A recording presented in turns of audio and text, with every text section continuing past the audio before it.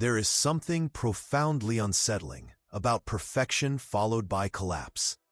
We are not talking about gradual decline over centuries, but something far more specific and inexplicable.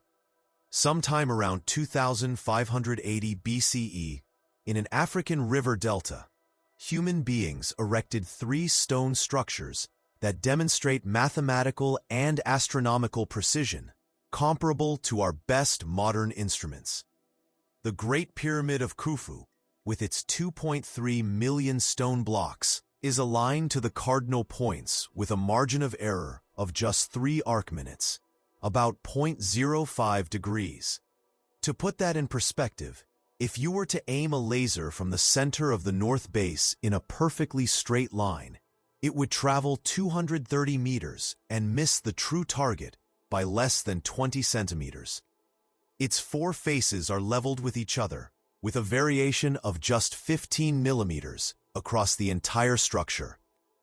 The base is an almost perfect square, with sides varying between 230.25 and 230.45 meters, a difference of just 20 centimeters over 200 meters. And here is the detail that should keep us awake at night.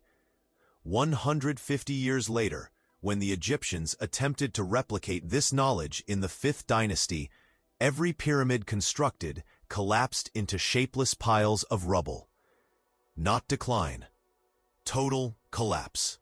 As if the knowledge had not been gradually forgotten, but rather erased all at once, as if the last person who truly knew how to do it had died without passing on the essential secret, or as if they had never truly known, merely found something that was already there. Here in this space between us and sleep, there is no rush. The night stretches for hours yet, and we have time to walk together through this mystery that demands no resolution, only contemplation. My name doesn't matter, but my intention does, to offer you a journey through an enigma that challenges both conventional belief and easy speculation. I am not here to convince you of anything. I represent no position, no agenda, no definitive truth. I'm here because there is a story that deserves to be told with care and respect. A story about what happens when archaeology encounters anomalies it cannot fully explain. And when ancient texts describe events that sound impossible, until we examine the physical structures that still exist. Tonight, we will explore the strangest possibility of all, that the pyramids of Egypt were not built from scratch by the 4th dynasty, but rather rediscovered, restored, or inherited from earlier builders, and that these original builders may have been those whom ancient texts call the Nephilim, the fallen, the giants, the valiant ones of old, imbued with an aura, or inherited from previous builders. And that these original builders may have been those whom ancient texts call the Nephilim, the fallen ones, the giants, the mighty ones of old. The air on the Giza Plateau at night carries a peculiar chill. It's not the biting cold of the mountains or the penetrating dampness of the sea, but something drier, more ancient. It's the chill of limestone that spent the day absorbing solar heat and now slowly releases it into the cloudless sky. If we were there together now, you would feel that chill rising through the soles of your feet, through the fabric of your clothes, settling on your skin like a physical reminder of how long these stones have been here. The darkness in the desert isn't complete. There's the silvery glow of the waning moon that makes the limestone surfaces almost luminous, and there's the orange glow of Cairo on the eastern horizon, this metropolis of 20 million people growing ever closer to these structures that stood here when no city existed, when the Nile flowed along a different course, when the climate itself was different. You would hear the silence, but not a complete silence. There's the distant sound of highway traffic. There's the occasional wind that brings sand in brief whirls. There's the very sound of your own breath echoing faintly against the flat stone surfaces. And there's the smell, mineral dust, stone heated and cooled countless times, something that suggests age in a way the nose recognizes before the mind can name it.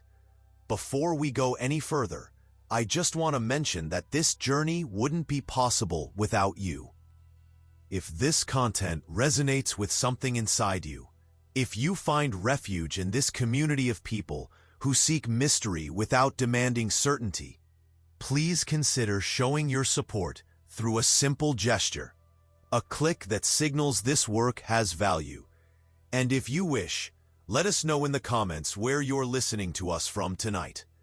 There's something deeply comforting in knowing that this community spans time zones, languages, cultures. People in Sao Paulo, and people in Dublin, and people in Mumbai, all finding the same refuge in these stories that embrace doubt. It's not about numbers or algorithms. It's about knowing that we are not alone in our fascination with the unknown, in our refusal to accept easy explanations, in our willingness to sit with mystery and let it exist without resolution. If that describes you, welcome. You are home here. The unknown. In our refusal to accept easy explanations, in our willingness to sit with mystery and let it exist without resolution. If this describes you, welcome. You are home here. Now allow your body to find its natural resting position. I'm not asking you to force anything. It's not about perfect posture or breathing technique. It's just an invitation to notice the weight. Notice how gravity is constantly working, pulling every part of you towards the Earth's center. Your shoulders might carry tension you hadn't even realized was there. Don't try to actively release it. Just observe how it exists.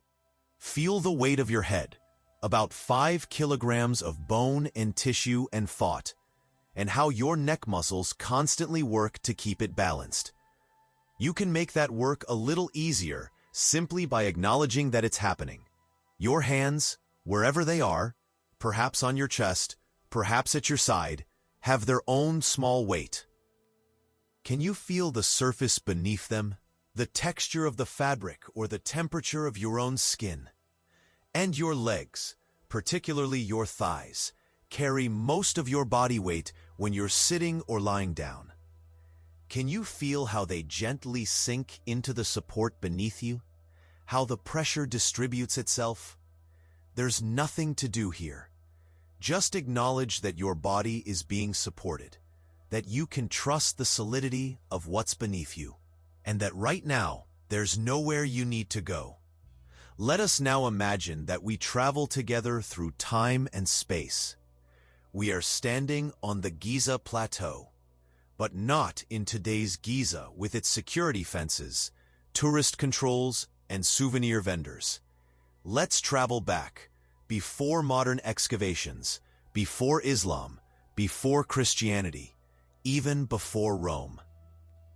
Let's return to a specific moment in history, the year 2450 before the Common Era, approximately 150 years after the completion of the Great Pyramid. The fifth dynasty now rules Egypt. Pharaoh Nusere-Ini has commissioned his own pyramid at Abu Sir, a few kilometers south of here. He has the same resources his fourth dynasty predecessors had. In fact, he has more, because the Egyptian economy has expanded. The administrative system has become more sophisticated. Tools have been refined. But something is terribly wrong. The pyramid his workers are building, even as they raise it, shows signs of instability. The blocks do not fit with the precision of the ancient structures that still stand perfectly behind him at Giza. The mortar used between the stones is of inferior quality. The inner core, instead of carefully cut blocks, consists of rubble and debris only contained by a limestone casing. And within a few generations, this casing will give way. The core will collapse, and what remains will be a low hill of broken stones that 20th century archaeologists will barely recognize as having once been a pyramid. A few generations, that facade will give way. The core will collapse, and what remains will be a low hill of broken stones that 20th century archaeologists will barely recognize as ever having been a pyramid. Nusere Ini stands on the plateau, gazing at the Great Pyramid. It is 150 years old now, yet perfectly intact. Every block still in place, every angle still precise. Its surface of white Tura limestone still gleams under the sun like a mountain of light. He knows, he must know, that his 4th dynasty ancestors achieved something he cannot replicate. But how is this possible? He has access to the same administrative texts. He has masons trained in the same tradition. He has more resources, not fewer. So why is his pyramid failing before it is even completed, while the ancient structure remains perfect? A terrible possibility must have crossed his mind, though perhaps he never verbalized it. What if his ancestors didn't build this from scratch? What if they found something that was already here, restored it, claimed it, and then lost the knowledge of how it was originally made? What if the secret died with the original builders, whoever they were, and all that remained was the structure itself, impressive, perfect, but mute? This is not modern speculation. It's a question the ancient Egyptians themselves seem to have contemplated. We have records of restorations and claims. The famous inventory stela, discovered in the 19th century near the Great Pyramid, contains an inscription stating that Khufu did not build the Great Pyramid, but rather found and restored it, and that the Sphinx was already there when he came to power. Modern archaeologists generally dismiss this stela as a 26th dynasty forgery, approximately 2,000 years after the events it describes, created by priests who wanted to give even greater antiquity to these monuments for religious purposes. And this interpretation might be correct. But consider the impulse behind it. Why would late Egyptian priests feel the need to invent a story about the pyramids being older than Khufu? Why not simply accept the traditional narrative that credits the 4th dynasty? One possibility is that they were trying to explain something that bothered them, the same anomaly that troubles us today, the difference in quality, the sudden perfection. The subsequent collapse. Let's now approach the Great Pyramid, not the modern tourist entrance, but the north face, where the original entrance is located, not at ground level, but 15 meters high. This height is not arbitrary. It is positioned precisely on the 19th layer of stone, and this layer has specific structural characteristics that differ from the layers above and below. The entrance is a descending corridor that plunges at an angle of 26 degrees, exactly half the angle of inclination of the pyramid's faces. This mathematical symmetry is no accident. It repeats throughout the entire structure. The ratio between the height and the base of the pyramid is 7:11, which gives an angle of approximately 51.84 degrees. This specific angle has remarkable mathematical properties. If you calculate the perimeter of the base and divide it by twice the height, you get 3.14159. The value of pi to 5 decimal places. This means that the ratio between the pyramid's height and its perimeter is the same as the ratio between a circle's radius and its circumference. The Great Pyramid is, in a sense, a squared circle, a geometric impossibility made real in stone. The ratio of the Great Pyramid's perimeter to twice its height is the same as the ratio of a circle's circumference to its diameter. The Great Pyramid is, in a sense, a squared circle, a geometric impossibility made real in stone. The Egyptians of the 4th dynasty did not, to our knowledge, have a formal symbol or concept for pi. The oldest surviving mathematical papyrus, the Rind Papyrus, dated to around 1650 BCE, nearly 1,000 years after the pyramids, uses an approximation of pi as 3.16, not the much more precise value incorporated into the Great Pyramid. So how do we explain the precision? One possibility is that they were working with empirical knowledge, practical measurements that accidentally produced these relationships without theoretical understanding. They could have used a measuring wheel that, when rolled along the perimeter, automatically created this relationship. But this doesn't explain the precision of the alignment to the cardinal points. It doesn't explain the near-perfect symmetry. It doesn't explain why, of all the pyramids built in Egypt, more than 120 structures over 1,000 years, only 3 at Giza achieved this level of mathematical perfection. Let's travel inside now. The descending corridor is narrow, just 1 meter wide and 1.2 meters high. You would have to stoop to pass through it. Its walls are made of polished limestone, so smooth that even today, after more than 4,500 years, you can run your hand over them and feel only the slightest imperfections. This corridor descends for about 30 meters through the pyramid's solid masonry, then continues for another 20 meters through the natural limestone bedrock of the plateau, until it reaches an underground chamber carved into the living rock. This chamber is unfinished. Its walls show tool marks, its floor is uneven, part of it is just raw rock. Why unfinished? The traditional explanation is that the plan changed during construction, and the true burial chamber was moved upwards into the pyramid.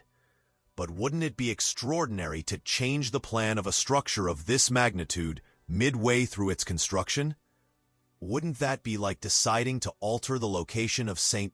Peter's Basilica's dome after half of it has already been built? Let's return to the descending corridor.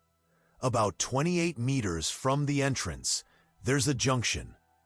An ascending corridor at the same 26-degree angle, but in the opposite direction, rises through the pyramid's core. This ascending corridor was originally sealed by enormous granite blocks. 3 blocks, each about 1.5 meters long, wedged into position and then perfectly camouflaged with the surrounding limestone. So perfectly that when Caliph al-Mamun forced his way into the pyramid in the year 820 CE, his workers couldn't find the ascending corridor. They had to literally blast a new tunnel through the solid masonry using fire and vinegar to crack the stone. It was only the sound of a granite block falling somewhere deeper within the structure that alerted them to the existence of hidden passages. They followed the sound, forced their way around the granite blocks sealing the ascending corridor, and discovered the pyramid's true interior.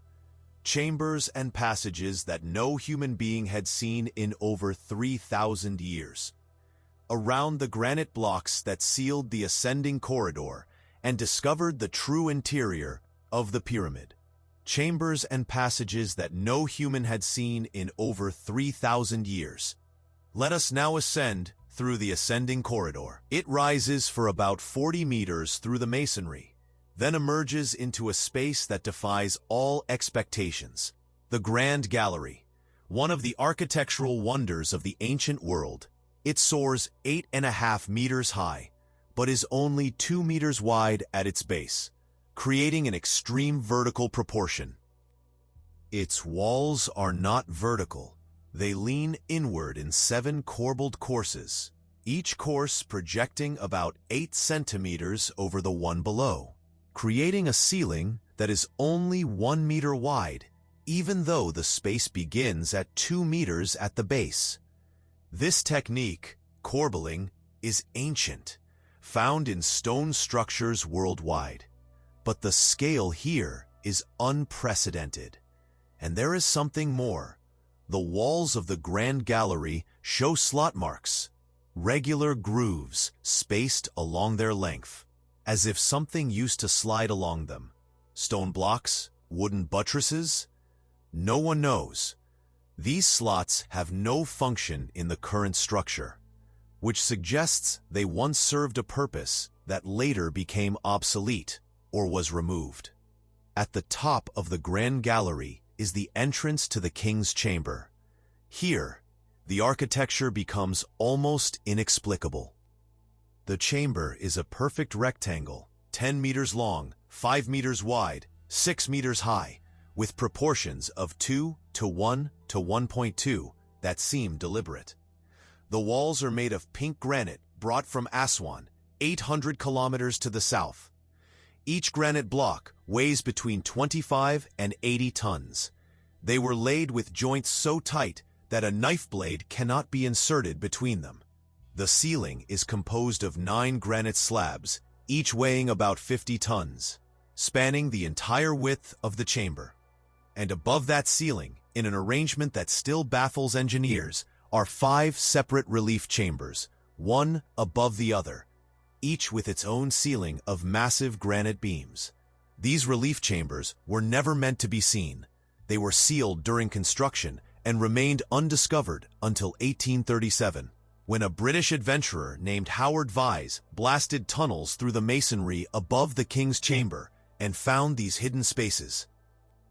The uppermost chamber has a ceiling of beams arranged in a chevron pattern, angled, not flat, intended to divert the weight of the pyramid above to the side walls. All this structural elaboration to protect a single chamber from the weight above. But here is what is truly strange. Modern engineering calculations show that this elaboration was not necessary. The King's Chamber could have been built with much less structural complication and still would have borne the weight. So why all this excessive engineering? One possibility is that the builders did not trust their own calculations and built with a massive margin of safety. Another possibility is that they were following a plan they did not completely comprehend, copying a design they found elsewhere, replicating it without fully understanding why each element was there. And they were following a plan they didn't fully understand, copying a design they found elsewhere, replicating it without fully understanding why each element was there. On the walls of these relief chambers, Howard Vyse found marks, not formal hieroglyphs, but stonemasons' marks in red paint, scribbles, symbols, what appear to be names of work teams. One of these marks seems to include Khufu's name inside a cartouche, which would be direct evidence connecting the pyramid to this specific pharaoh. But there's a problem. These marks are the only ones found anywhere inside the Great Pyramid.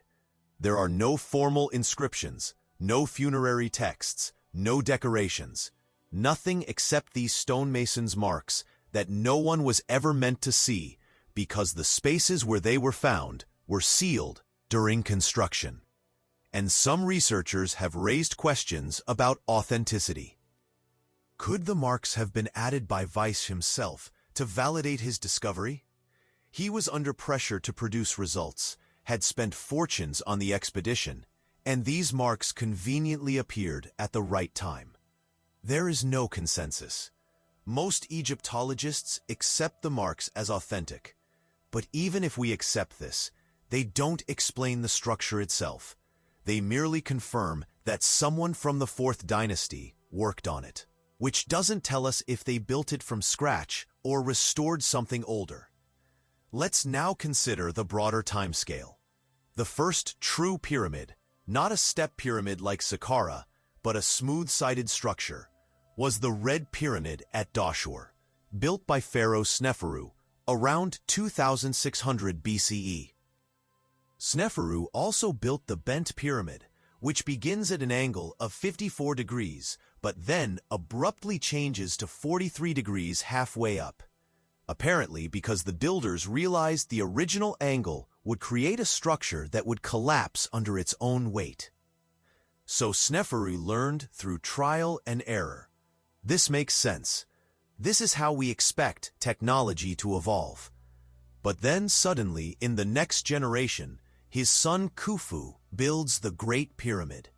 Not just larger, but mathematically perfect, astronomically aligned, structurally flawless. And then Khufu's two successors, Khafre and Menkaure, build their own pyramids at Giza, also perfect, though smaller. And then, 150 years later, the fifth dynasty tries to continue the tradition and produces structures that crumble. This progression does not follow the normal pattern of technological development. Normally, we see gradual improvement: primitive version, refined version, mature version, decaying version. But here we see experiment, sudden perfection, sudden collapse. It's almost as if 3 generations, Sneferu, Khufu, Khafre, Menkaure, had access to something that was later lost. Knowledge, resources, oversight? What if, during these 3 generations, there was someone among them who carried knowledge from an earlier time, perhaps the last representatives of an older building tradition? And what if that knowledge died with them, and all that remained were the structures they left behind, mute and impenetrable? Were they the last representatives of an older building tradition? And what if that knowledge died with them, and all that remained were the structures they left behind, silent and impenetrable? There's a detail that is rarely discussed, but deserves attention. Inside the king's chamber lies a granite sarcophagus. It is too large to have passed through the pyramid's passages, which means it must have been placed there during construction, before the ceiling was installed. But here's the curious detail. When the sarcophagus was first examined in modern times, it was empty, lidless, and damaged in one corner. No mummy was ever found inside the Great Pyramid. No funerary treasures, no artifacts beyond the empty sarcophagus itself. This is highly unusual. Even pyramids that were plundered in antiquity usually leave traces: fragments of sarcophagi, pieces of burial equipment, something. But the Great Pyramid was essentially empty from the time it was opened in modern times.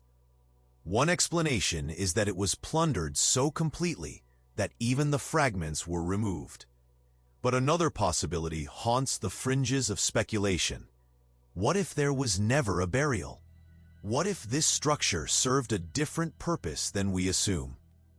Pause here with me for a moment. Let these images settle. There's no need to form conclusions. There's no rush.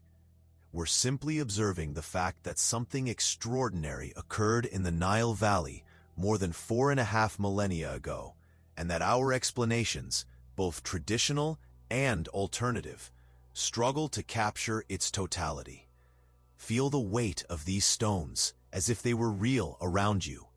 Feel the constant temperature of the subterranean air, always cool, regardless of the heat outside. Feel the absolute darkness that fills these passages when there's no artificial light. A darkness so complete that after a few minutes, you lose your sense of spatial orientation, unable to distinguish whether your eyes are open or closed. And notice how your body, in this moment, is completely supported. You don't need to hold anything. You can let your arms grow heavy. You can let your legs rest completely. The tension at the base of your skull, where it meets your neck, can dissolve a little more. There's nothing to solve tonight. There is only mystery to contemplate, and mystery has its own value. Not despite having no answer, but because of it.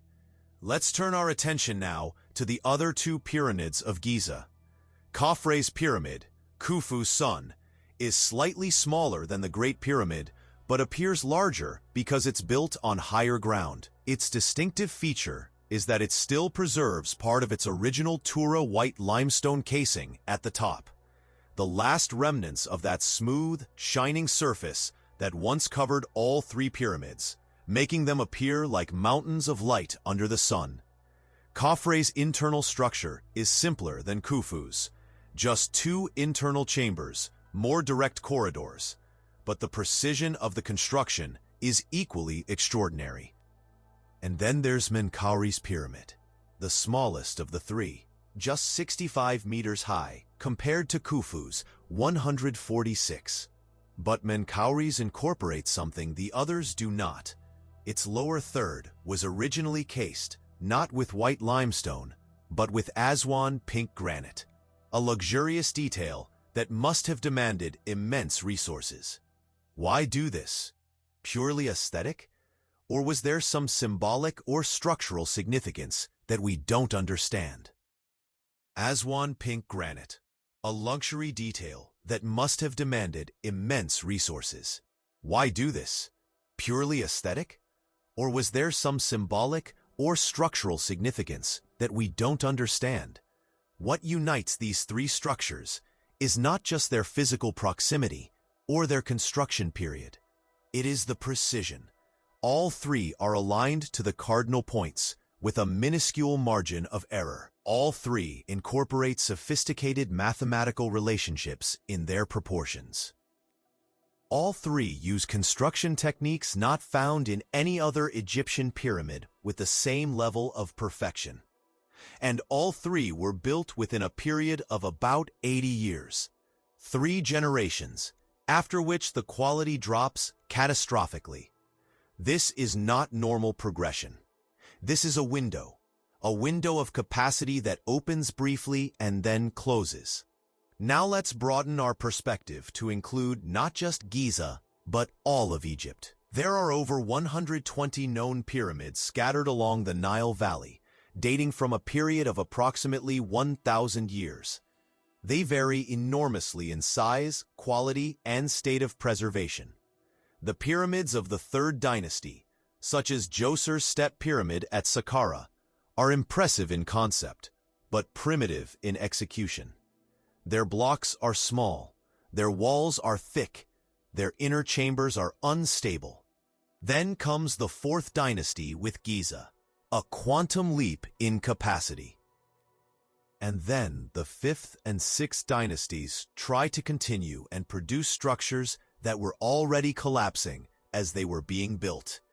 Neferikare Kakai's pyramid at Abusir, for example, was left unfinished, and its exposed rubble core is now eroded into a low hill that barely looks artificial. Menkaure Kayu's pyramid is so destroyed that its exact location remained uncertain until 2008.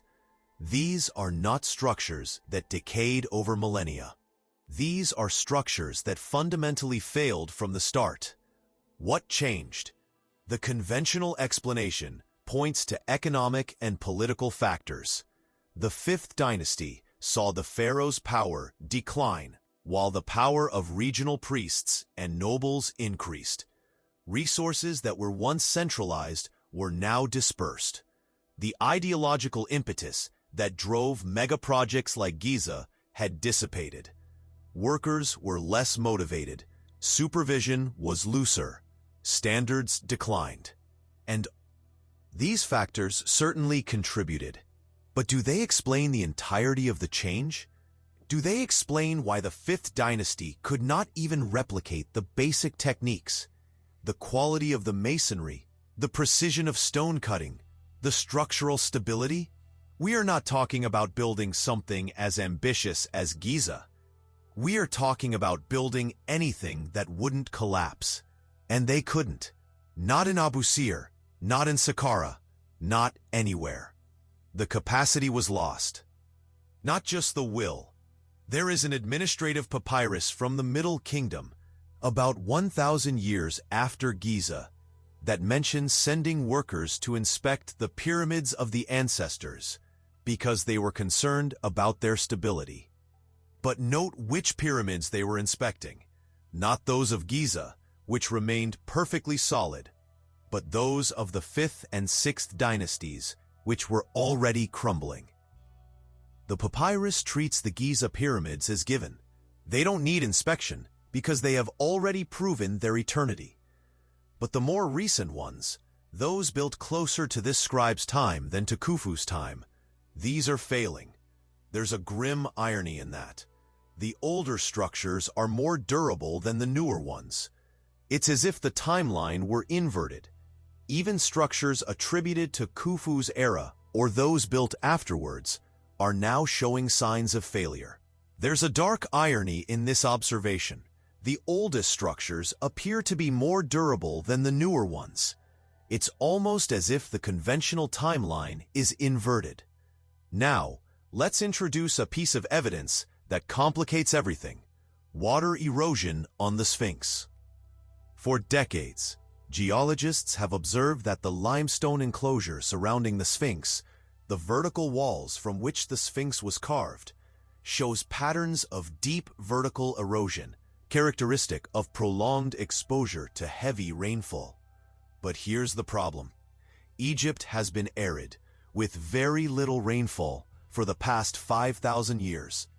The last time the Nile region experienced significant and regular precipitation was during the African humid period, which ended around 5000 BCE. If the water erosion on the Sphinx requires centuries of exposure to rain, then either the Sphinx is much older than the 4th dynasty, perhaps by thousands of years, or a localized and intense precipitation event occurred for which we have no record.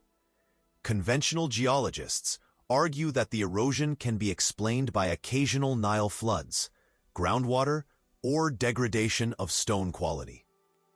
But others insist that the pattern is inconsistent with these explanations. The debate continues unresolved because it requires expertise that crosses disciplines. Geology and Egyptology rarely converse. If the Sphinx is older than Khufu, then the entire chronology of Giza is called into question.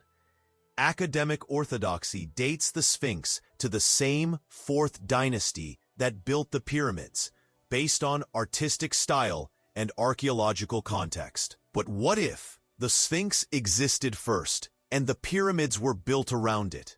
And what if Khufu didn't build the Great Pyramid, but found it as the inventory stela claims, and merely claimed it, restored it, or completed it? These possibilities open doors that mainstream archaeology prefers to keep closed, not due to conspiracy, but due to methodology. Science works by building upon certainties and gradually expanding. Proposals that demolish foundations without extraordinary evidence are resisted not by dogma, but by prudence. And yet, the anomaly remains. The sudden perfection, the subsequent collapse, the water erosion, the unnecessary relief chambers, the empty sarcophagus. No single item is inexplicable, but the complete pattern creates discomfort. V2. The sudden perfection, the subsequent collapse, the water erosion, the unnecessary relief chambers, the empty sarcophagus. No individual item is inexplicable, but the complete pattern creates discomfort. And now, as we stand here on the plateau in our imagination, under stars that are the same stars the ancient builders saw, a question approaches that has been avoided until now. If it wasn't the Egyptians of the 4th dynasty working alone with copper tools and human strength, then who? Aliens? Time travelers? Lost technology from Atlantis? These proposals fill television shows and generate clicks, but they lead us nowhere useful because they are not testable. But there is another possibility, one that is strange without being absurd, ancient without being invented. It comes from texts dating back long before any modern theory, texts that were preserved, copied, transmitted through centuries because entire communities believed them to be true. Texts that speak of beings who were partially human and partially something more, who walked among humans in a time before the Great Flood, and who possessed knowledge they should not have. The texts call them Nephilim, the fallen, the giants, the mighty men of old, the men of renown.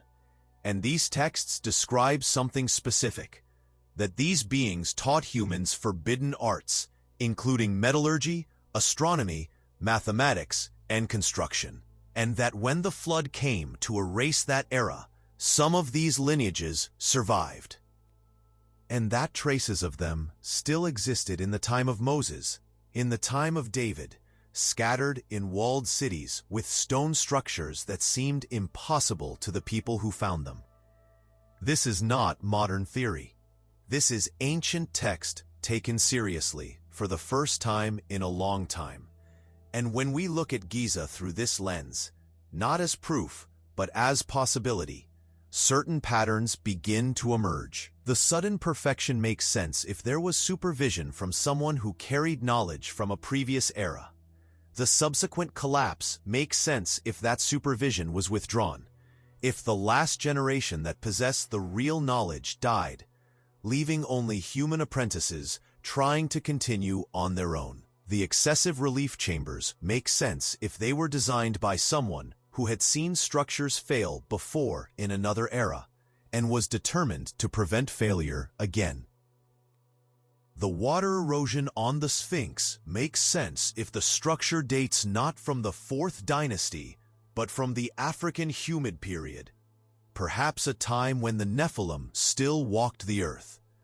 And the empty sarcophagus in the king's chamber makes sense if this structure was never a tomb, but something more, a repository of knowledge, perhaps, or a monument to something we can no longer recognize. We are now entering territory where physical evidence meets ancient text, where archaeology meets mythology, where the rational meets the impossible. And it is here that we must be more careful, not less. It is easy to see patterns that do not exist. It is easy to force evidence to fit a preconceived narrative. And so our mission, as we traverse the second part of this journey, will be to hold two ideas in tension: the possibility that something extraordinary happened here, and the humility to acknowledge how much we do not know, how much we will never know, how much has been lost to time in ways that no speculation can recover. That something extraordinary happened here, and the humility to acknowledge how much we don't know, how much we will never know, how much has been lost to time in ways no speculation can recover. But that is for the next segment of our journey. For now, let's let the Giza Plateau rest in our imagination. Let these 3 stone structures remain there under the night sky, as they have done for over 4,000 years, guarding secrets they may never fully reveal, witnessing eras that rise and fall, recalling something we have forgotten, but which they, in their silent and monumental presence, continue to suggest. Let's return to that stone, not to the facts we've already examined, but to the sensation of being there. Close your eyes for a moment, or not, the choice is always yours, and reconnect with that specific temperature of the desert night, the cold that doesn't cut, but envelops, the vastness of the sky that makes you feel small in a way that isn't frightening, but liberating. There's something comforting in being small before something so ancient and so grand. It removes the pressure. You don't need to have all the answers. You don't need to solve this. You can simply be here, in this moment, allowing the mystery to exist without demanding conclusion. Now, notice the temperature of the air around you, wherever you actually are. Is it warmer than your skin, or colder? Is there movement in the air, or is it completely still? Can you feel the fabric against your body, not through active touch, but through the passive awareness of where there is pressure, where there is contact? And your jaw. So often we carry tension there without realizing it. Are your teeth touching? They don't need to be. There can be a small space between them, allowing the muscles of your jaw to fully rest. There's no need to hold on to anything. Not form, not posture, not sharp attention. Just a gentle presence as we return together to that plateau and the questions it raises. There is a text that needs to be read in its entirety before we can continue. because everything that follows depends on it. It is not long, just 4 verses from a very ancient book. But these 4 verses have been debated, interpreted, reinterpreted, allegorized, and literalized by scholars from 3 major religious traditions for over 2,000 years. The text is in Genesis, the first book of the Hebrew Torah, of the Christian Old Testament, also recognized in the Islamic tradition. Chapter 6, verses 1 to 4. The literal translation from the Hebrew is this: "And it came to pass, when men began to multiply on the face of the earth, and daughters were born to them, that the sons of God saw the daughters of men that they were fair, and they took them wives of all which they chose. And the Lord said, My spirit shall not always strive with man, for that he also is flesh. Yet his days shall be 120 years. There were giants in the earth in those days, and also after that, when the sons of God came in unto the daughters of men, and they bore children to them. The same became mighty men which were of old, men of renown. Those days giants were on the earth, and also afterward, when the sons of God came in to the daughters of men, and they bore children to them. These were the mighty men who were of old, men of renown." 4 verses, 93 words in the Portuguese translation. And within those words are layers of theological, linguistic, and historical complexity that scholars have tried to unravel for millennia. Let's start with the specific Hebrew terms. Sons of God, Bene Elohim. This is a phrase that appears elsewhere in the Hebrew Bible, most notably in the book of Job, where it clearly refers to angelic or celestial beings who present themselves before God. It is not a phrase used for ordinary humans. Daughters of men, Benot ha'adam, literally, daughters of humanity, humans. Already a categorical distinction is being established. The Bene Elohim are not of the same category as Benot ha'adam. And then comes the word that defines everything that follows, Nephilim. In Hebrew, Nephilim comes from the root nafal, to fall, the fallen ones, those who fell or were cast down. The phrase, "and also afterward," is crucial because it indicates that the Nephilim existed not only before the flood, but also after it, meaning that they either survived in some way, or were regenerated, or the condition that created them happened again. The traditional Jewish interpretation, preserved in the Targum and in rabbinic commentaries, generally identifies the Bene Elohim as angels or celestial beings who violated the proper order of creation by taking physical form and procreating with human women. The hybrid children of these unions, the Nephilim, were giants, possessing superhuman strength and forbidden knowledge, and their presence on earth was one of the reasons why God decided to bring the flood to cleanse creation. Early Christian interpretation, preserved in the writings of the Church Fathers such as Justin Martyr, Irenaeus, and Clement of Alexandria, followed this same line of thought: fallen angels, forbidden union, corrupted offspring, the need for global cleansing. It was only later, when Christian theology began to solidify doctrines about the immaterial nature of angels, that discomfort arose with the idea of angels having physical bodies and producing offspring. This led to an alternative reinterpretation. The sons of God were simply the pious lineage of Seth, son of Adam, and the daughters of men were the corrupt lineage of Cain. The problem with this interpretation is that it does not explain why the offspring would be giants, nor why this would warrant global destruction. But there is another text that dramatically expands upon these 4 verses of Genesis, a text not in the modern canonical Bible, but widely known and cited in the early centuries of the Common Era. It is called the Book of Enoch, or more specifically, First Enoch. It was preserved in its entirety only in the tradition of the Ethiopian Orthodox Tewahedo Church, where it is considered canonical scripture. Aramaic and Greek fragments were found among the Dead Sea Scrolls, confirming that the text existed at least by the 3rd century BCE, and possibly much earlier. The Book of Jude, in the New Testament, quotes directly from the Book of Enoch, referring to it as prophecy. So this is not an obscure or marginal text.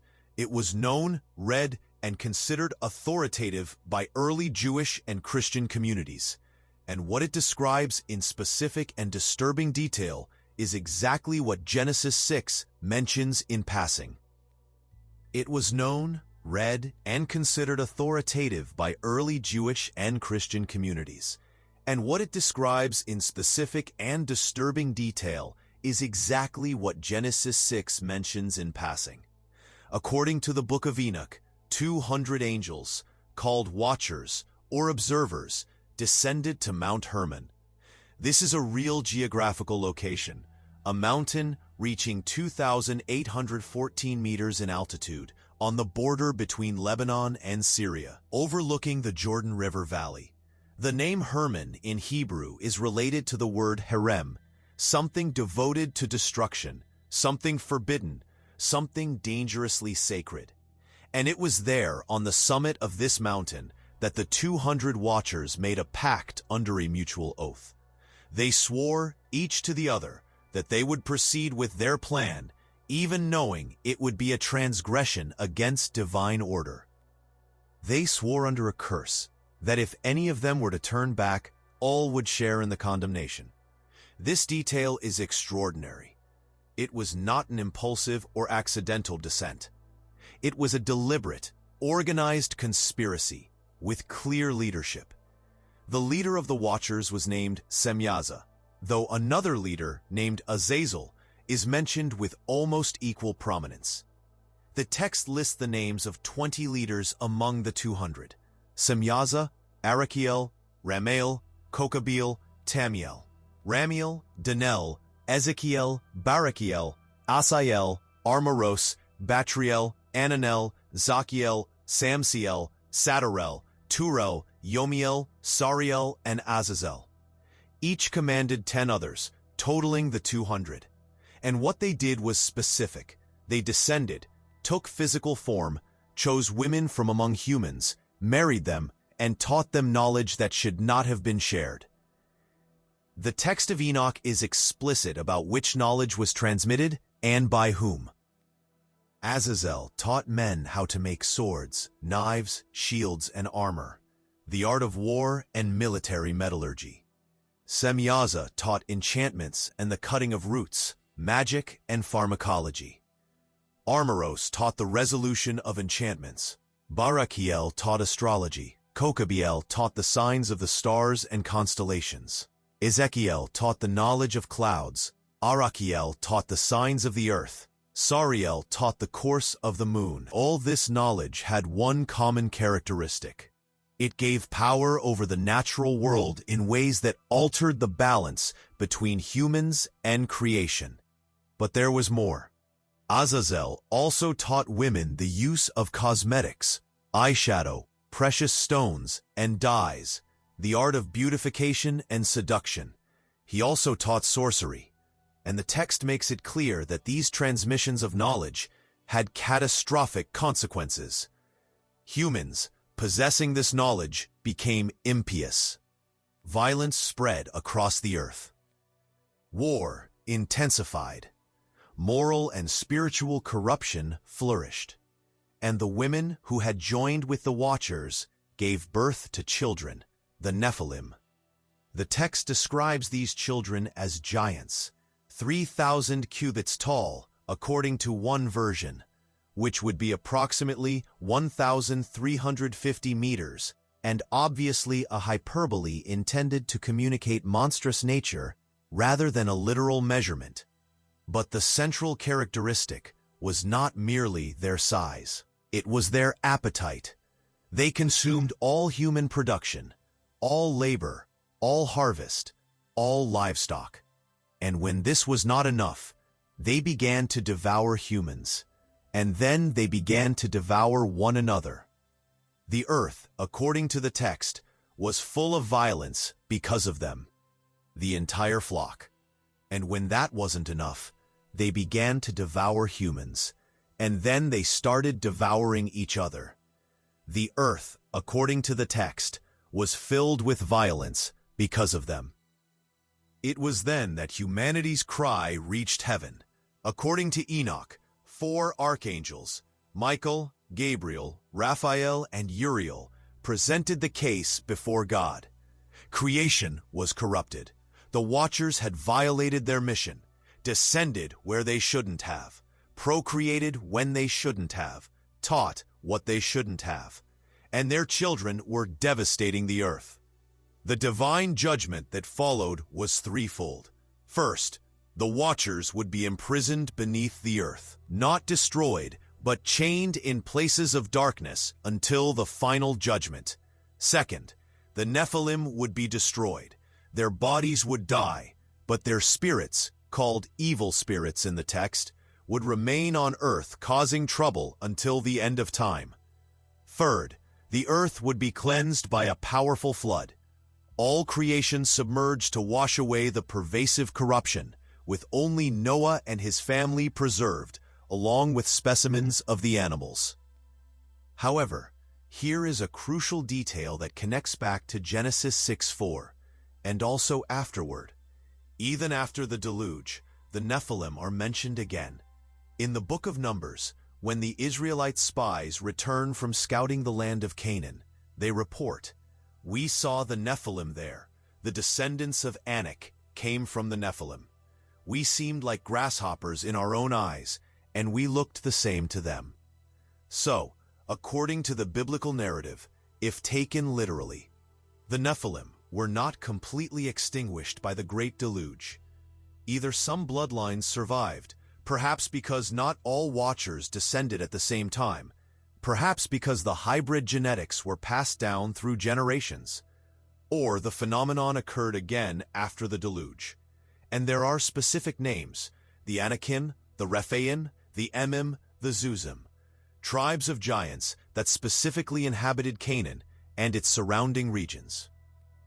Og, king of Bashan, is described in Deuteronomy as the last of the Rephaim, with an iron bed that measured 9 cubits in length, approximately 4 meters.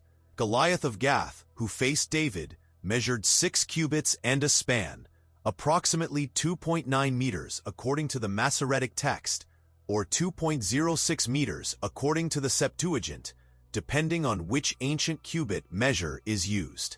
And these giants were not primitive nomads. They inhabited walled cities. Numbers 13:28 says, "The cities are great and fortified." Deuteronomy 1:28 repeats, "The cities are great and walled up to heaven." Obviously hyperbole, yet effectively communicating structures of impressive scale. And this is precisely where the text meets the stone, where the ancient narrative meets modern archaeology. Because if you travel from Mount Hermon, where the Watchers supposedly made their pact, southeast in a straight line for about 40 kilometers, you reach Baalbek. And Baalbek contains some of the heaviest stones ever moved by any civilization in any period of history.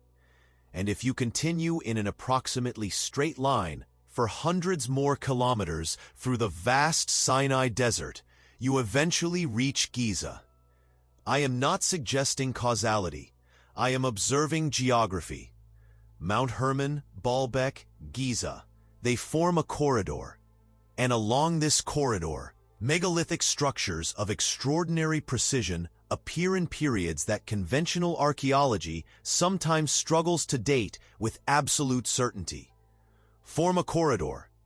And along this corridor, megalithic structures of extraordinary precision appear from periods that conventional archaeology sometimes struggles to date with absolute certainty. Now let's pause here. Let these narratives settle without requiring you to believe them. According to the texts, not according to proof, but according to preserved narrative, fallen angels took physical form, united with humans, produced hybrid offspring, possessing superhuman strength and knowledge. transmitted forbidden arts, including metallurgy and construction, and spread corruption across the earth until global judgment swept them away. But, and also after, traces survived, concentrated in the region of Canaan, inhabiting fortified cities, appearing as giants in the eyes of the Israelites. This is the narrative. We are not debating its veracity yet. We are merely acknowledging that it exists, that it was believed as literal history by ancient communities, and that it describes events which, if they happened, would have left archaeological traces. And so the question becomes, are there traces? Is there anything in the archaeological record that is difficult to explain within normal human progression, but that would make sense if there was supervision or participation by beings with capabilities beyond the human norm? Allow your body to sink a little deeper into the support beneath you. Notice the space between your thoughts, that brief void before the next idea surfaces. There is no need to fill that space. It can exist as it is, silent and empty. Your breath continues on its own, without your conscious direction. You have already breathed millions of times in your life, without needing to instruct your lungs how to do it. They know. Your body knows. And right now, it is quietly doing its work, while your attention rests here on these words, these images, these possibilities. There is no urgency. There is only exploration. Let your tongue rest on the floor of your mouth, heavy and relaxed. Let your eyes, open or closed, remain soft in their sockets, not focusing intensely, but merely receiving. Let us now travel to Baalbek. It is an archaeological site in eastern Lebanon, in the Bekaa Valley, approximately 85 kilometers northeast of Beirut. Today, it is famous for the Roman Temple of Jupiter, one of the most impressive structures Rome ever built, with columns rising 22 meters high. But the Romans did not build the foundation. When they arrived in Baalbek in the 1st century BCE and decided to build their greatest temple to the god Jupiter there, they found something already present, a massive stone platform. And they built upon it, incorporating it into their new temple. This platform, known as the podium or temple platform, contains limestone blocks that defy comfortable explanation. Most blocks weigh between 300 and 800 tons. But 3 specific blocks, known collectively as the trilithon, weigh approximately 800 tons each. To put that in perspective, the largest blocks used in the Great Pyramid weigh about 70 tons. The trilithon blocks are more than 10 times heavier, 800 tons each. To put this into perspective, the largest blocks used in the Great Pyramid weigh about 70 tons. The trilithon blocks are more than 10 times heavier. But wait, there's more. About 400 meters away, in the ancient quarry, lies what is called the Stone of the Pregnant Woman, Hajar el-Hebla in Arabic. It is a single limestone block, partially cut from the bedrock, but still connected at its base, measuring 21.5 meters long, 4.8 meters wide, and 4.2 meters high. Its estimated weight is approximately 1,200 tons, and in 2014, archaeologists discovered an even larger block in the same quarry, partially buried, estimated at 1,650 tons. These blocks were never moved. They are still in the quarry, prepared but not delivered. And the question that haunts engineers is simple. How did any ancient civilization intend to move this? The world's largest mobile crane today, the Liebherr LTM 11200-9.1, has a maximum capacity of 1,200 tons under ideal conditions. The Stone of the Pregnant Woman is at the limit of what our modern technology can manipulate. and the block discovered in 2014 exceeds that limit. It cannot be moved with conventional modern equipment without significant risk. And yet, 3 800-ton blocks were not only moved from the quarry, but lifted 7 meters high and placed with such precision that a blade cannot be inserted between them. There is no mortar. There is no gap. The surfaces are so flat and smooth that contact between them creates something close to a vacuum. Natural adhesion through atmospheric pressure. Some researchers speculate that the ancients used wooden sleds, rollers, ropes, hundreds or thousands of workers, and earthen ramps. And for smaller blocks, say 50 tons, this is plausible. It has been experimentally replicated. But 800 tons? The physics become problematic. A ramp that could support 800 tons being dragged over it would need to be built with more sophisticated engineering than the final structure itself. And the Romans, who were exceptional engineers, did not attempt to use blocks of this scale. Their largest blocks in the Colosseum weigh about 300 tons, and even these were moved with extreme difficulty. So why would a pre-Roman civilization choose to work with stones 3 times heavier? The usual answer is, they didn't know it was that difficult, or they had unlimited time, or they considered the effort worthwhile for reasons we don't understand. And all of these could be true. But they don't completely dissolve the discomfort. And there's another detail. Examine the surfaces of the trilithon blocks.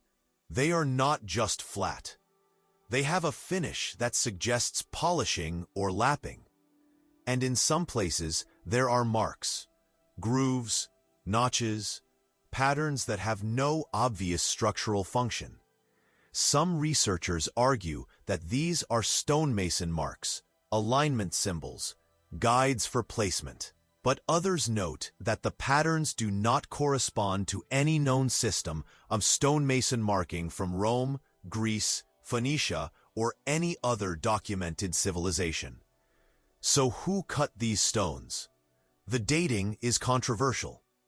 Conventional archaeologists attribute the platform to the Phoenicians, possibly in the 1st millennium BCE, based on style and context. But there are no inscriptions on the platform itself.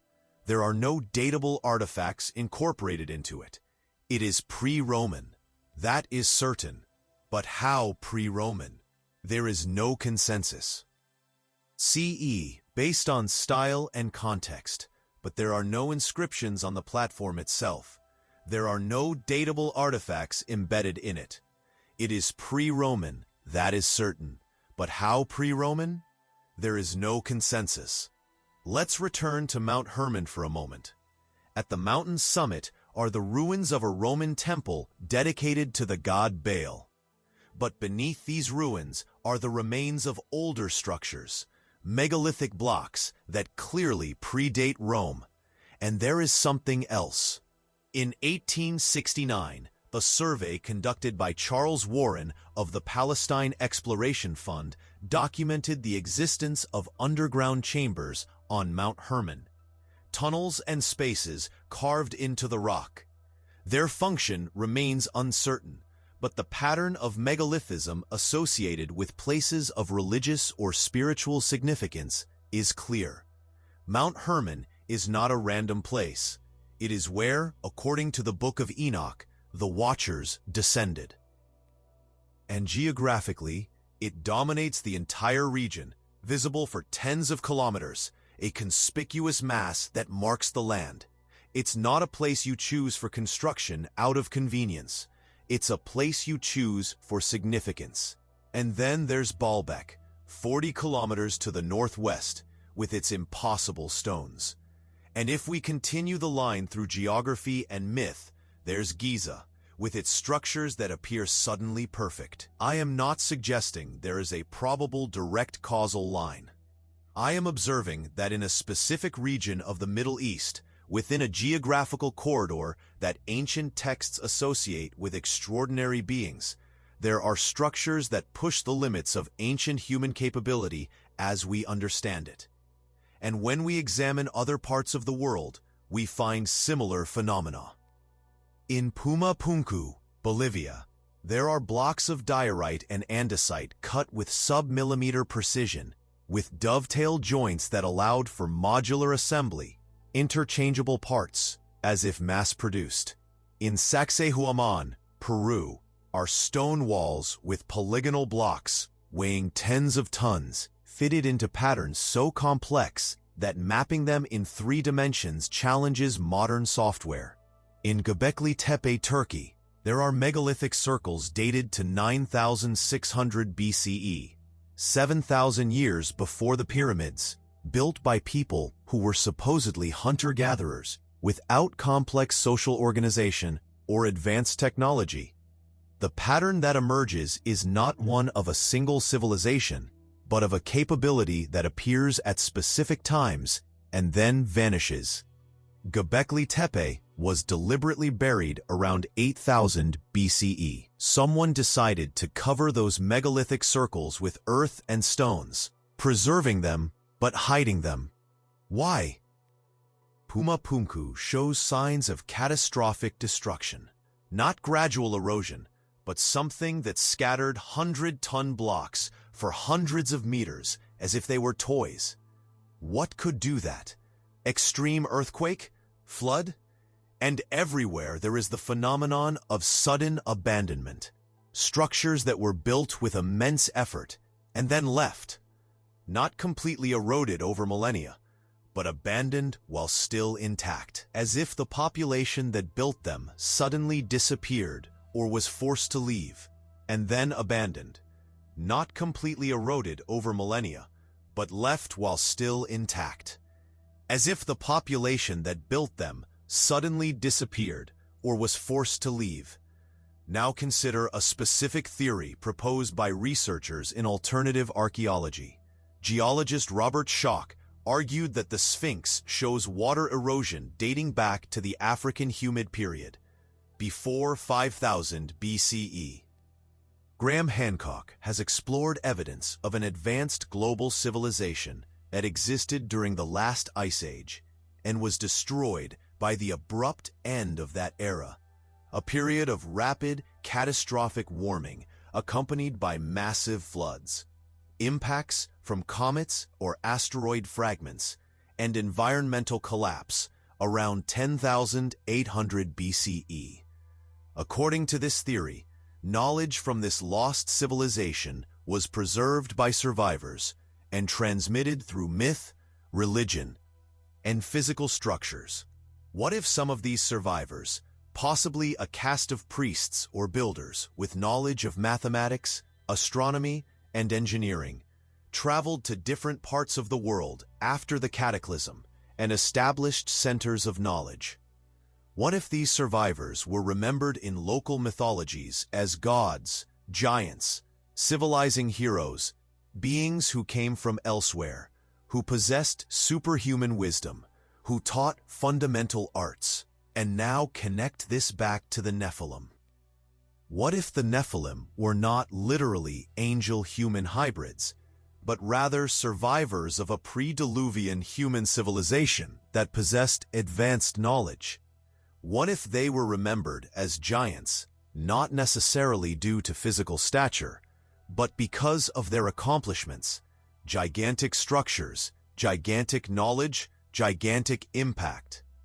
What if the Book of Enoch preserve a distorted memory of the transmission of knowledge, metallurgy, astronomy, mathematics, construction, from a previous era to the post-Diluvian era?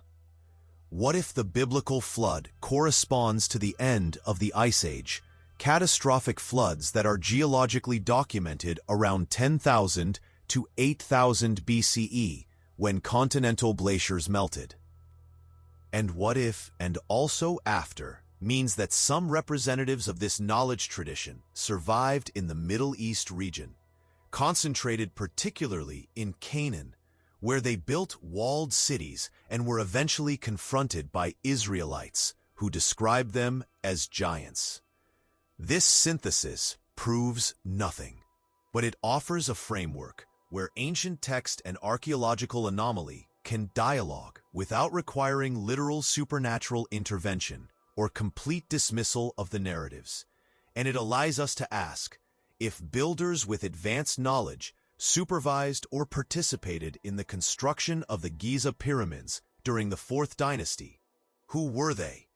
Perhaps the last representatives of a much older tradition, already in decline, offering their services or knowledge to an ambitious pharaoh. And when they died, within a few generations, the profound knowledge died with them, leaving behind only Egyptian apprentices who could imitate forms but did not understand fundamental principles. And then the collapse of the 5th dynasty makes sense, and the sudden perfection makes sense, and the excessive relief chambers make sense if they were designed by someone who had seen structures fail before and was determined to build for eternity. Sudden perfection makes sense, and the excessive relief chambers make sense if they were designed by someone who had seen structures fail before and was determined to build for eternity. But now we need to look honestly at the other side. We need to hear the voice of orthodoxy, of established science, of conventional archaeology that spends decades in the field patiently excavating, meticulously dating, reconstructing extinct cultures from fragments. Because they have answers for everything we've mentioned, and their answers are not weak or evasive. They are substantial, based on decades of work, and deserve to be heard with the same respect we've given to ancient texts. But that is where we travel next. For now, let's leave these possibilities suspended. Texts that describe fallen angels teaching forbidden knowledge, structures that push the limits of ancient capacity, patterns of sudden perfection and subsequent collapse, geography that connects Mount Hermon, Baalbek, and Giza, and a question that cannot be answered with certainty. If something extraordinary happened in prehistory, how many vestiges should we expect to find after 10,000 years of erosion, flood, war, stone reuse, and oblivion? How much would be preserved, and how much of it might be us looking directly at these vestiges without recognizing them for what they are? Let's return one last time to that plateau. Not through facts or arguments, but through the pure sensation of stone under sky. Imagine the profound silence that only deserts know. Not total absence of sound, but the specific quality of vast space where small noises travel long distances and then die without an echo. The cold has intensified now. The hours before dawn are always the coldest, when the earth has released all the heat it absorbed from the sun, and there's still time before the next day begins. You stand before the Great Pyramid, and even in the darkness, its mass is felt more than seen. A weight in perception, a presence that alters the space around it. And in this moment, a question hangs in the cold air. What truly happened here? Not the answer. We don't yet know if a definitive answer exists, but the question itself, held gently, examined from all angles, respected for its complexity. Let your own body quieten a little more. Notice how the darkness behind your eyelids, if they are closed, has its own texture. It's not uniform emptiness, but subtle patterns of light and shadow that dance when you don't try to focus on them. And your heart continues its rhythmic work, pumping blood without pause since before you were born, faithful in its function, deserving quiet recognition. There is no rush. The night still stretches before us, and we have time to listen to voices that question everything we have explored. And before you were born, faithful in its function, deserving quiet recognition. There is no rush. The night still stretches before us, and we have time to hear voices that question everything we have explored. Now let's turn our full attention to the voice of orthodoxy. Not the caricatured version that is easy to dismiss, but the real archaeology practiced by people who dedicate entire lives to understanding the past with methodological rigor.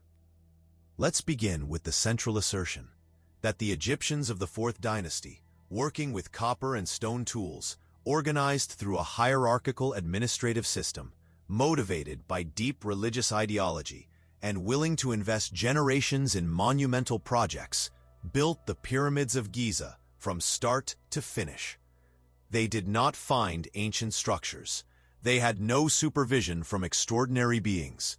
They simply applied human ingenuity, abundant time, massive labor, and empirical knowledge accumulated through trial and error. And the reason why subsequent structures failed was not a loss of supernatural knowledge, but economic collapse, political instability, and haste in execution. This is the orthodox position, and it is not sustained by blind faith, but by extensive evidence. Let's start with time.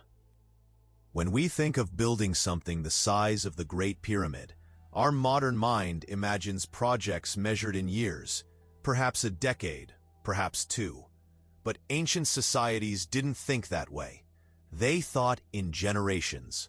A pharaoh would start a project knowing it wouldn't be completed in his lifetime.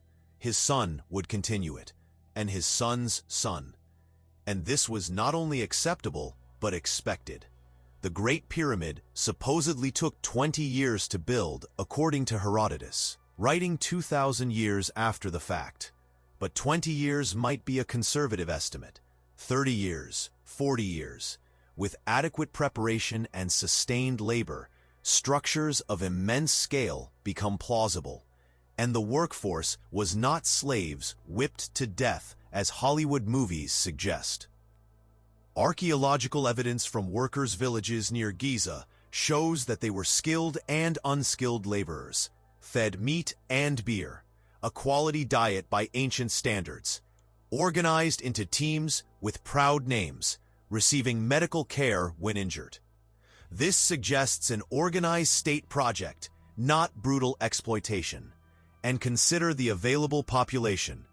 4th dynasty Egypt had approximately 1 to 2 million inhabitants. During the Nile flooding season, about 3 months a year when fields were submerged and agriculture impossible, tens of thousands of laborers were available. If you mobilize 20,000 laborers for 3 months annually over 20 years, that's 1.2 million person-months of work. With that investment, blocks weighing 2 to 3 tons could be cut, transported, and placed by the thousands. Modern calculations suggest that to complete the Great Pyramid in 20 years, approximately 12 blocks per hour would need to be placed during a 10-hour work shift, about 1 block every 5 minutes. This seems impossible until you consider that 100 teams working simultaneously on different parts of the structure means each team would need to place just 1 block per day. Suddenly, it becomes plausible until you consider that 100 teams working simultaneously on different parts of the structure means that each team only needs to place 1 block per day. Suddenly, it becomes plausible. Now consider tools. Yes, 4th dynasty Egypt only had copper for metal tools, not bronze yet, certainly not iron. Copper is soft. How do you cut granite with copper? The answer comes from experimental archaeology. Dennis Stocks, a researcher who spent decades replicating ancient techniques, demonstrated that copper tubes rotated with a carpenter's bow, fed with a paste of quartz sand as an abrasive, can drill granite. The copper doesn't cut the stone, the quartz cuts.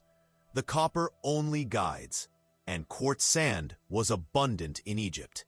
As for cutting blocks, copper saws with quartz sand work on the same principle. It's slow, extremely slow by modern standards, but functional. And remember, the Egyptians weren't in a hurry. They had decades, and surface polishing can be achieved through lapping, rubbing two surfaces against each other with an abrasive between them until both become perfectly flat through gradual convergence. This doesn't require sophisticated technology. It requires infinite patience. As for the precision of alignment to the cardinal points, this also doesn't require mysterious technology. Egyptian astronomers observed circumpolar stars, stars that circle the celestial pole and never set below the horizon in Egypt. By marking the position of a circumpolar star on the eastern horizon when it rises and on the western horizon when it sets, and then bisecting the angle between these two positions, you get true north. With careful observations over months or years, precision within a few minutes of arc is achievable using only wooden stakes, ropes, and human eyesight. There's no mystery here, just meticulous observation and simple mathematics. And as for the incorporation of pi into the ratio between height and perimeter, this might be unintentional. If the Egyptians were using a measuring wheel to define the perimeter, a common technique in ancient surveying, and making the height proportional to the radius of that wheel, the pi relationship emerges automatically without theoretical understanding. It's an artifact of method, not evidence of transcendental knowledge. And the 50-ton granite blocks in the king's chamber? Archaeologists point out that we have direct evidence of how Egyptians moved large blocks. Tomb paintings show wooden sledges being pulled by ropes with water being poured on the sand in front of the sledge. Modern experiments have confirmed that wet sand dramatically reduces friction. A sledge can slide with half the force needed on dry sand. And Egyptologists have found actual ramps at ancient quarry sites, not the speculative ramps that critics ridicule, but genuinely constructed and preserved earth and rubble ramps. For particularly heavy blocks, lever systems could incrementally lift them. Raise one side a few centimeters, wedge with stones, raise the other side, repeat. It's laborious, it's slow, but it works. And the Egyptians had all the time in the world.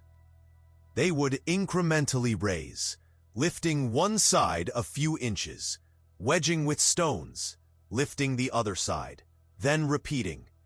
It's laborious, it's slow, but it works. And the Egyptians had all the time in the world. As for the relief chambers above the king's chamber, structural engineers argue that they may not have been excessive. Yes, modern analysis suggests that the structure would have withstood less. But the builders did not have modern analysis. They were working with empirical knowledge, observation of previous structures, estimation of safety margins. And given the supreme importance of the structure, a tomb for a god-king whose body needed to remain intact for eternity, building with massive redundancy makes sense. Better 10 times stronger than necessary than to fail by a little. And if you examine other royal Egyptian tombs, you find similar concern with the structural protection of the burial chamber. The relief chambers are not anomalous. They are a logical extension of established practice.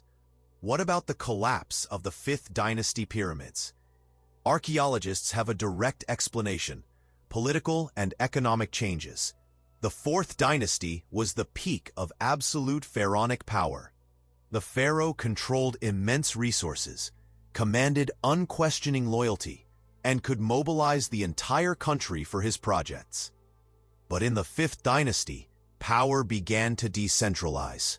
Sun temples gained importance, priests gained autonomy, provincial nobles acquired land and independent authority. The pharaoh no longer had the capacity to command resources on the same scale. And crucially, ideology changed. Fifth Dynasty pyramids were smaller, not because capacity was lost, but because priorities changed. Resources were directed towards temples, not tombs. And when you build with a smaller budget, a tighter schedule, and looser supervision, quality suffers. The rubble core, instead of cut blocks, was a deliberate economy. And when the limestone casing failed, due to inferior mortar or foundation settlement, the core collapsed because it lacked its own structural integrity. And there is physical evidence of technological continuity. Tools found at Fifth Dynasty sites are essentially identical to those of the Fourth Dynasty. Stoneworking techniques show the same methods. There is no mysterious technological gap. What there is a gap in investment and care, and that is completely understandable in terms of normal human factors: politics, economics, ideology. It does not require invoking lost knowledge or supernatural supervision. Human societies rise and fall. Periods of centralization produce great projects. Periods of fragmentation produce smaller and inferior quality projects. This is a universal historical pattern. Egypt was no different. As for Baalbek, conventional archaeologists attribute the megalithic platform to the Phoenicians, or possibly to the Romans in the initial phases. 800-ton blocks are extreme, but not impossible. Phoenician stoneworking methods were advanced. They were masters of stonecraft. And Romans, when motivated by imperial prestige and unlimited resources, achieved extraordinary feats. The Pantheon in Rome has an unreinforced concrete dome weighing 5,000 tons, a feat that was not replicated for 1,500 years. So do not underestimate ancient capabilities. And as for the stone of the pregnant woman in the quarry, it was never moved because the project was abandoned. Perhaps they realized it was too big, or because resources were reallocated, or because war or disaster interrupted the work. Ancient quarries around the world show stones prepared but never delivered. It is not a mystery. These are normal human projects that were not completed. V2EN, because war or disaster interrupted work. Ancient quarries worldwide show stones prepared but never delivered. No mystery, just normal human projects left unfinished. And the Nephilim? Mainstream orthodoxy is clear. Genesis 6 is theological, not historical. Sons of God refers to Seth's pious lineage, daughters of men to Cain's corrupted line. Their intermarriage led to moral decline, not literal hybrid offspring. Nephilim, as a term, might simply mean powerful or valiant. Human leaders, warriors, tyrants. When the Hebrew text uses Gibor for giants, it likely exaggerates for rhetorical effect, not literal stature. The Book of Enoch is apocryphal, historically interesting, but not canonical in mainstream Jewish or Christian traditions. Though popular in some pre-Christian Jewish circles and influential in Jewish apocalypticism, its extravagant cosmology, angels imprisoned under mountains, 1,000-meter giants, detailed heavenly maps, marks it as apocalyptic literature. This genre used fantastic imagery to make theological points, not report literal history. Archaeological evidence for literal giants? None exists. 19th century reports of giant skeletons in North America were meticulously investigated by archaeologists, revealed as hoaxes, exaggerations, or misidentifications. Mastodon bones were mistaken for human, measurements inflated, photos fabricated. No verified human skeleton exceeds 2.5 meters, the upper limit of normal human variation. 4 or 5 meter giants, as some biblical texts seem to describe, do not appear in the fossil record. If Nephilim were angel-human hybrids, where's the genetics? Where are the physical remains showing non-human biology?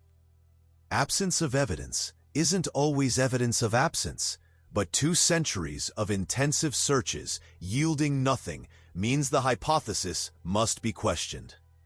Mount Hermon is a sacred site for obvious geographical reasons. The region's highest mountain, a source of rivers, a natural border. Every culture inhabiting the area built sanctuaries there. No fallen angels are needed to explain its religious importance. The proposed connection between Mount Hermon, Baalbek, and Giza via geography is either coincidence or recognition of natural features. These regions offer stones suitable for megalithic construction and had societies valuing impressive monuments. There's no need to postulate cultural connection or knowledge transmission. Humans, given resources and motivation, build grand structures in all cultures. It's a universal impulse. Finally, regarding Giza's sudden perfection, archaeologists argue it wasn't. The progression from Djoser's primitive step pyramid to Sneferu's Dashur experiments, including the bent pyramid, which changes angle, and the red pyramid, which finally worked, to Khufu's application of these lessons into a perfect form, is logical. It took 3 generations of trial, error, and refinement.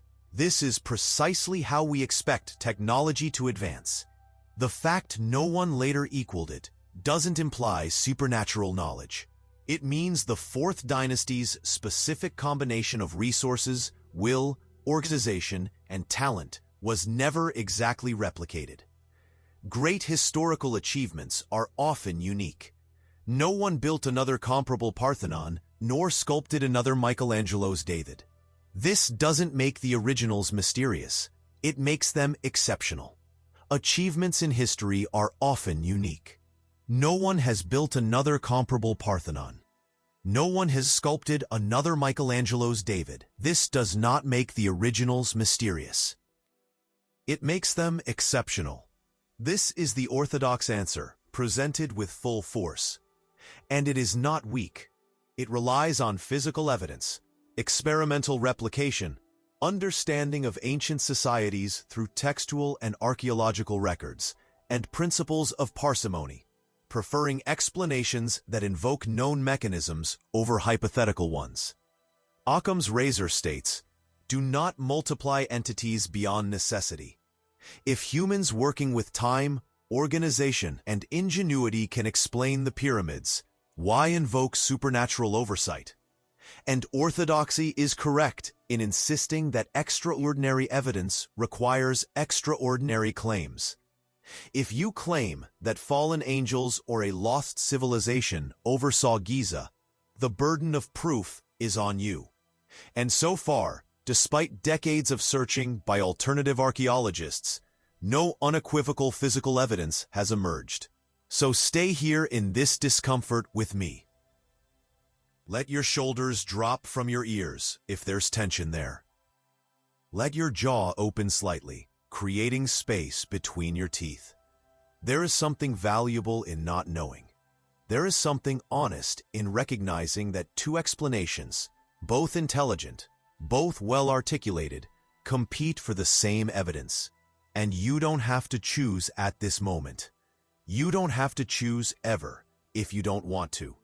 You can simply hold the tension and let it be what it is. Your breathing continues, regardless of which explanation is true.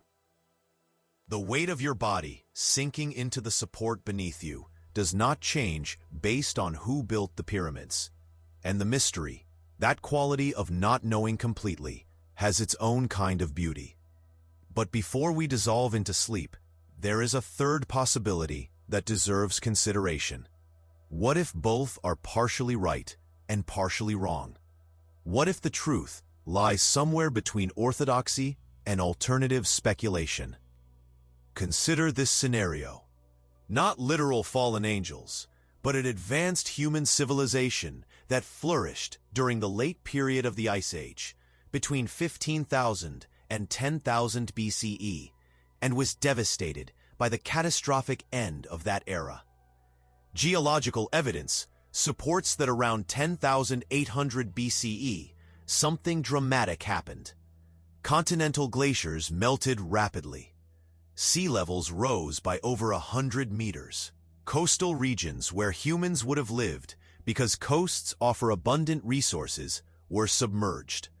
And there is growing evidence of comet or asteroid fragment impacts during this period, causing mass fires, mega tsunamis, and impact winter. Sediment layers dated to this period show unusual concentrations of platinum, a signature of extraterrestrial impact, and evidence of extreme heat, mass, mega tsunamis, and impact winter. Sediment layers dated from this period show unusual concentrations of platinum, a signature of extraterrestrial impact, and evidence of extreme heat. If a civilization existed during the Ice Age and was destroyed by this cataclysm, how much would we expect to find? Their cities would lie under hundreds of meters of ocean water. Their wooden structures would have long since rotted away.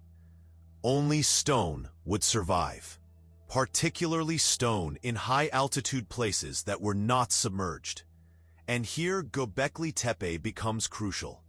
Confidently dated to 9,600 BCE through multiple methods, it demonstrates that complex societies capable of organizing hundreds of workers and creating monumental structures existed thousands of years earlier than we thought possible.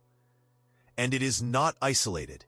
Karahan Tepe, about 50 kilometers away, shows similar complexity and maybe even older. These sites force a re-evaluation of civilization's chronology. If hunter-gatherers without agriculture or metallurgy built Göbekli Tepe, then our understanding of what primitive societies could achieve is incomplete. Now imagine some survivors of this pre-Diluvian civilization. Not a civilization with computers or lasers, but one with sophisticated knowledge of astronomy, mathematics, stone architecture, agriculture, navigation, perhaps basic metallurgy. They survive the cataclysm in high-altitude places or by traveling in boats. They encounter human groups who survived separately, groups who lost less because they had less to begin with.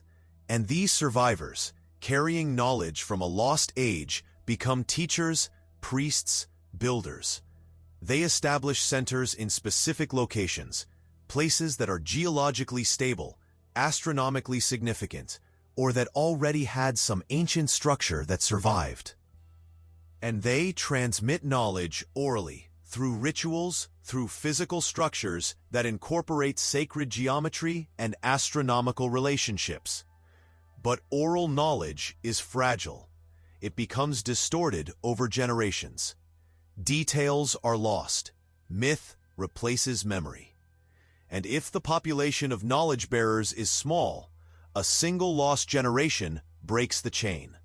So in some places, perhaps Egypt, perhaps Sumeria, perhaps the Indus Valley, knowledge persists longer than in others. And in specific periods, when an ambitious ruler encounters the last representatives of this tradition, grand projects become possible. Egypt's fourth dynasty may have been one such window, where pharaohs connected with builders who carried refined techniques across millennia. And when these builders died, the window closed. Egyptian apprentices tried to continue, but without deep understanding, and thus the fifth dynasty structures failed. This synthesis requires no angels or aliens. It requires only humans, exceptionally skilled, carrying ancient traditions, working in collaboration with local societies. And when ancient texts describe these teachers as giants, or sons of God, or heroes of old, perhaps they are preserving a distorted memory of people who seemed gigantic, not physically, but in capability. Someone who understands sacred geometry, who can predict eclipses, who knows how to cut and move stone with precision. Such a person would appear magical to communities lacking this knowledge. And over generations of oral transmission, people with great knowledge become giants, become gods, become Nephilim. The essence, the transmission of knowledge from an earlier age, is preserved, but the details are mythologized. With great knowledge, become giants, become gods, become Nephilim. The essence, transmission of knowledge from an earlier era, is preserved, but the details are mythologized. This third way allows us to honor both archaeology and ancient texts without literally accepting fallen angels or completely dismissing the narratives as fiction.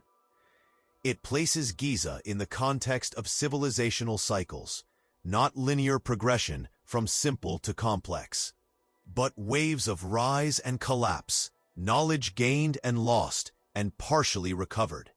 And it offers us a profound lesson. Civilization is fragile. Knowledge is fragile. We can reach great heights and then fall, leaving only silent stone to confound our descendants. And if it happened before, it can happen again. What will our ruins say about us? Which of our structures will survive 10,000 years? Our concrete will disintegrate in centuries. Our steel will rust. Our digital data relies on media that degrades in decades. But stone, especially well-cut, well-laid stone, persists. Perhaps those ancient builders knew something we have forgotten, how to make something last.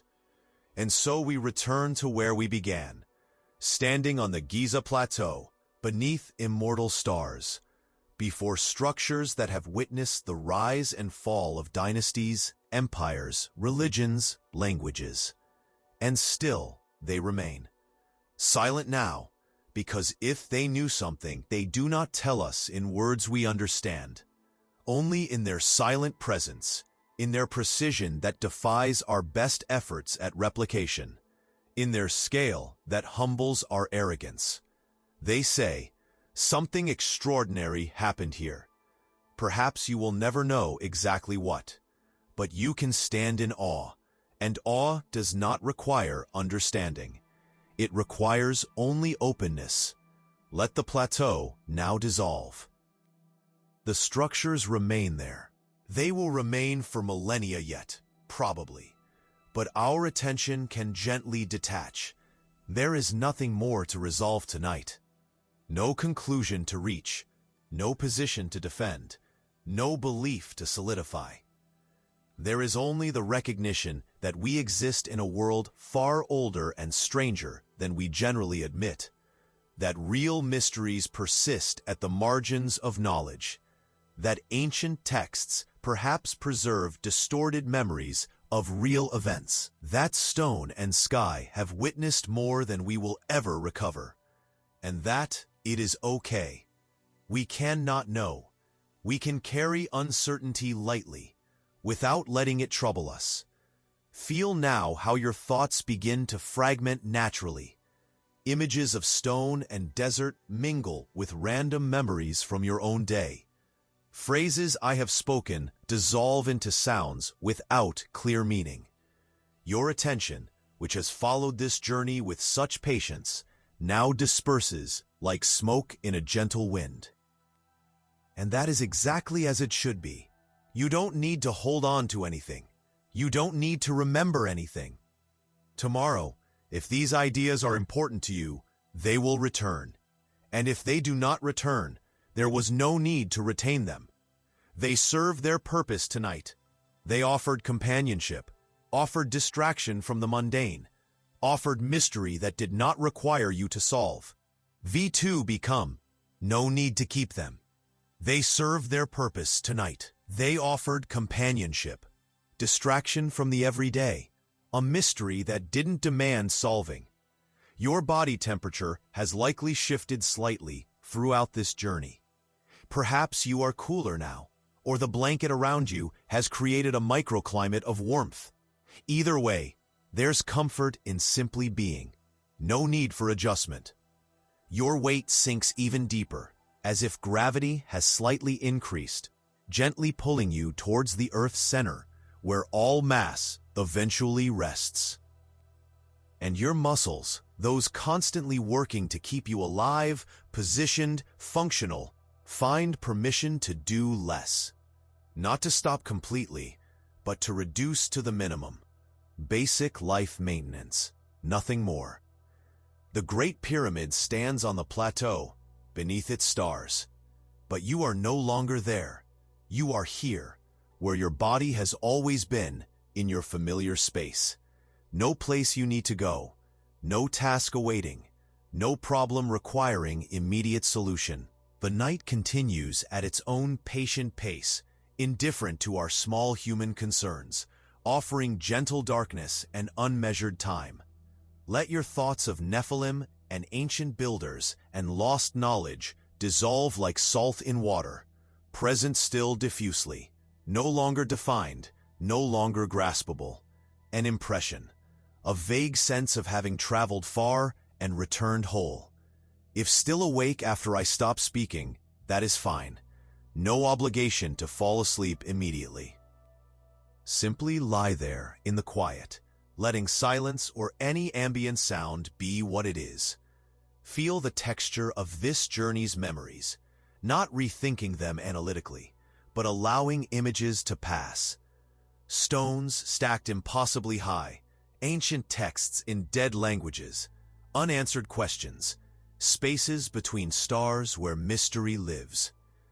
These images gradually lose definition, blur into abstractions, become formless colors, a sense of having experienced something. Then even that sense dissolves into nothing identifiable. My gratitude for your presence is beyond words. But know that carrying these mysteries alone would be heavier. Sharing them, even if you never respond, even if I never know who you are, creates a connection cutting across the loneliness that sometimes finds us in the late hours. You are not alone in your fascination with the inexplicable. You are not alone in your refusal to accept oversimplified explanations.